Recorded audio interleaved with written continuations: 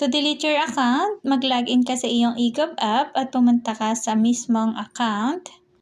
Tap Settings. Tap Account Setting. Click Access and Control.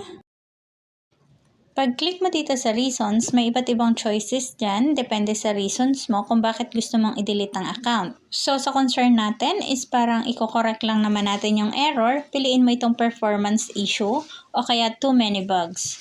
And then dito sa message, mag-create ka lang. Ang ginawa ko lang dyan is nag-type lang ako ng magandang araw, eGov. I want to delete my account because ganyan, pwede nyo sabihin na the ID is not showing or my information is misspelled or my mobile number is wrong. Ganun lang. So, kapag nakapaggawa ka na ng message, i-scroll up mo lang at makikita mo dyan yung permanent delete my account. I-tap mo lang yon. Then, after nyo maklik yung delete, hihingan lang kayo ng OTP na magsisend sa inyong mobile number.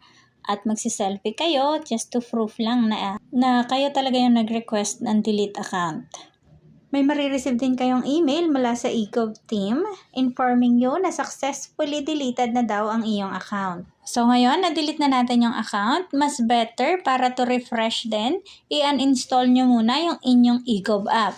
And then, saka nyo ulit i-install.